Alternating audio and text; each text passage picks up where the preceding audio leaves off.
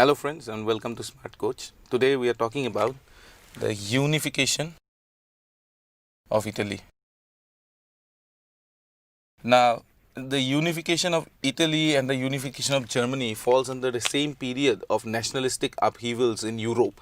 All right, the unification of Prussia with the other German states and the coming up of Germany and the unification of Italy belongs to this around about the same time. All right, they emerge as nations in the same time framework, and we have also to understand that politically also their paths cross. All right, because in the later stages when Prussia declares war against Austria, you see Italy also unites with Prussia in order to oust the influence of Austria on certain Italian states. Okay, so all of this we are going to discuss in today's video. However, our video is going to be in two parts because it is a long topic and we'll have to subdivide it. So in the first part we will look at the background of Italy. We will also look at the causes behind the rise of a drive for unification, and then of course in the second part we will talk about the actual sequence of events. Okay, so let us dive in. In part 1, as I already specified, we are going to first look into the background. As far as the background is concerned, Italy at this point of time is fragmented into 9 principal states. Okay, now we will also have to remember that upon the 9 states of Italy, the 9 biggest states of Italy, there are influences of mainland European states. Okay, so talking about European states, there are influences of Austria over certain areas in Italy. There is influence of France over certain areas in Italy, and then of course there is the Pope in the central portion of Italy with influence or with his state centered upon Rome, and then certain other states in the vicinity of Rome. Okay, so the Pope controls Rome and states in the vicinity of Rome. Then Austria has influence over such cities as Modena, Parma and Tuscany.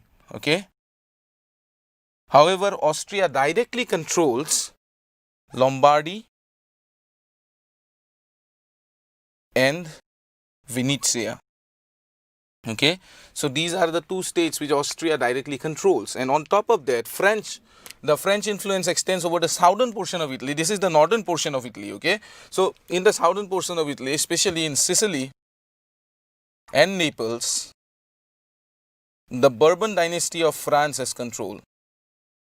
Okay, the Bourbon dynasty of France has control over Sicily and Naples, which are in the southern portion of Italy. And as for the center, we have already talked about the papal state or the state of the Pope, okay, centered around Rome. So there are influences of, there are spheres of influences for the European powers in all across Italy, all right. And now because of this and because of the reactionary and conservative nature of these states, and unification has become difficult, all right, because all of these states and all of these influential powers, they do not want to unite. They don't want to remain united. Instead, they are fighting against each other all of the times, and they are they are in collision course all of the time, and there is no sense of an united front when it comes to Italy. However, it is only in the 19th century that we will see that a drive for unification of Italy emerges, all right, and this is mainly because of one particular cause. Okay, so if we are discussing the cause for the unification of Italy, the number one cause here of course is the French Revolution. See, the French Revolution gave birth to all of these tendencies for nationalistic spirit to come up, because the ideals that were stressed in the French Revolution were the ideals upon which nationalism in Europe was based. Okay, so ideals such as liberty, equality and fraternity, which of course you as students studying for PCS exams, you are quite well acquainted with. Okay, fraternity. So these kind of ideals came out, were birthed during the French Revolution, and then going forward we see that these ideals, they coalesce into one political motivation, and the political motivation out here is republicanism, democracy, and of course self-determination.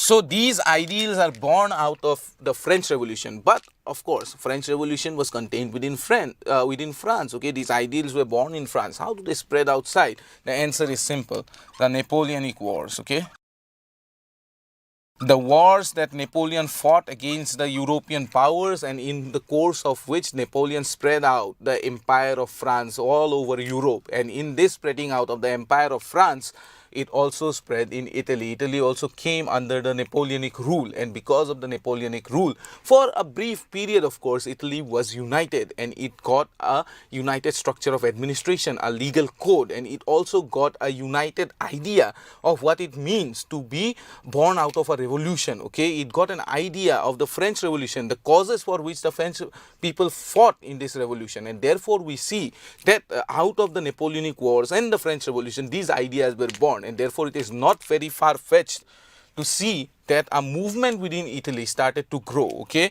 out in the early part of the 19th century, somewhere in the 1810s and 1820s, the Risorgimento movement.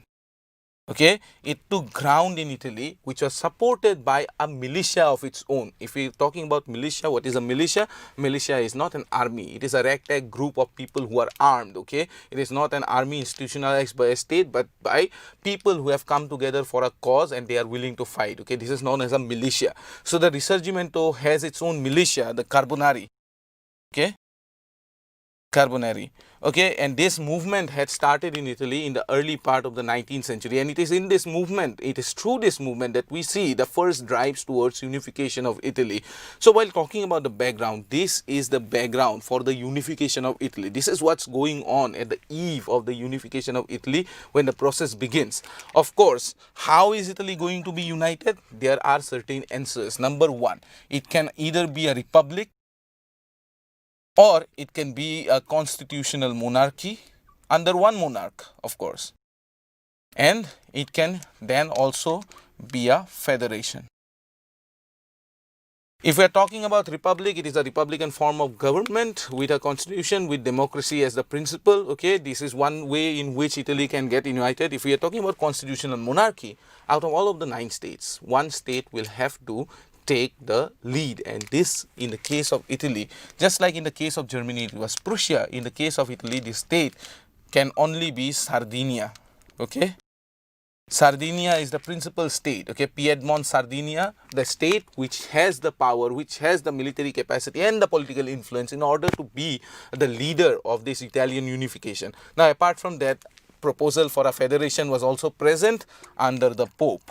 Okay, where Italian states will unite as a single force, as a single federation, which will of course be a weak form of coming together under the Pope. Okay, so these were the options present on the eve of the drive for Italian unification, on the eve on the movement for Italian unification. Now when we are talking about the unification of Italy, 3 people become very important. In the very first phase, it is Giuseppe Mazzini, then we see Count Cavour, and then we see Giuseppe Garibaldi. Okay, now it is under the leadership of these 3 principal characters that we see that Italy unites, and then this is the course, and this is the sequence of events through which Italy unites. Okay, now this is what is going to be discussed in the second part of our video. So I hope you continue watching our video.